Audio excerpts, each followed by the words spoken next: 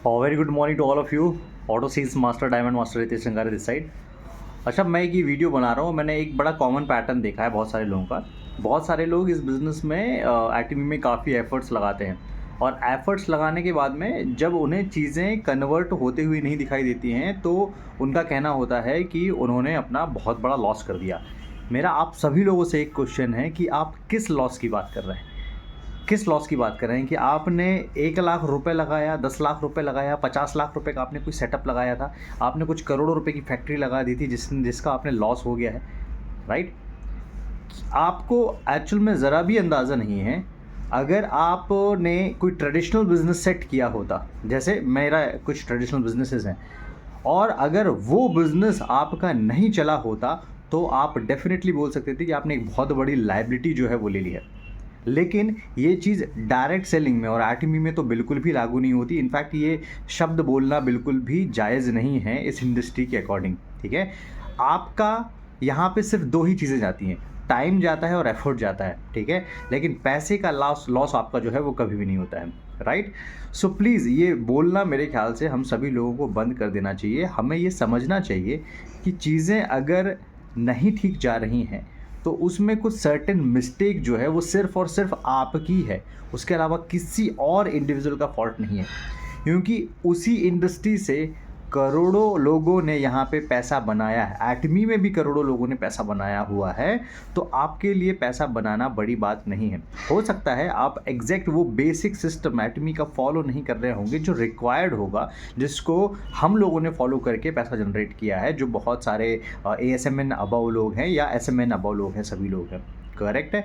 So please ये statement देना मेरे ख्याल से लोगों को बंद कर देना चाहिए। और ये स्टेटमेंट तब वैलिड होता जब इस बिज़नेस में आपका बहुत बड़ा कैपिटल फंड लगा होता, आपकी एक एंट्री कॉस्ट बहुत बड़ी होती, आपकी बहुत बड़ी मेंटेनेंस कॉस्ट होती हर महीने की जो लग रही होती। आपने 50 लाख का सेटअप लिया होता, हर महीने 2 लाख 3 लाख रुपए का आपको मिनिमम मेंटेनेंस का खर्चा जाता, तब आप डेफिनेटली ये बात बोल सकते थे। तो अगर आपका कुछ नहीं हुआ, 2 साल भी निकल गया है, इमीडिएट जो है आइडेंटिफाई करो क्या मिस्टेक्स हो रहे हैं, कैसे हो रहे हैं, उस चीज़ों को प्रॉपर लाइन अप करो, और लाइन अप करने के बाद में दोबारा से आप रिस्टार्ट कर सकते हो। आपका लॉस अभी तक एक सिंगल रुपीज़ का नहीं हुआ। जो प्रोडक्ट आपने लिए हुए थे वो अपने यूज़ के प्रोडक्ट्स थे, राइट है? उसको आप इस तरीके से बिल्कुल भी ट्रीट करना बंद कीजिए कि उससे आपने बहुत बड़ी इन्वेंट्री मेंटेन की थी एंड वो आपका स्टॉक जो है वो डेड हो गया है, राइट? कंपनी इस तरीके से नहीं बोलती है, ना कोई आपकी अप्लायंस इस तरीके से प्रमोट करती हैं। सो आपने जो बेसिक प्रोडक्ट लिए थे, अपने यूज़ के प्रोडक्ट थे, जो कि आप सालों से लेते ही आ रहे हो, ठीक है? सालों से अगर आप कोई डिटर्जेंट यूज़ करते आ रहे हो और उसने आपने उस डिटर्जेंट को यूज़ करते हुए आपने 6 लाख रुपए लेट से खर्च कर दिया होगा कुछ सालों के अंदर में, तो वो 6 लाख रुपए को क्या आप इन्वेस्टमेंट मान के चलते हो? और डिटर्जेंट यूज़ करना क्या आप बंद कर दोगे? पॉसिबल ही नहीं, आपको यूज़ करना ही करना पड़ेगा। पेस्ट एंड ब्रश आप करोगे ही करोगे। यहाँ पे पेस्ट एंड ब्रश यूज़ करके आपको एडिशनल अपॉर्चुनिटी मिल रही है।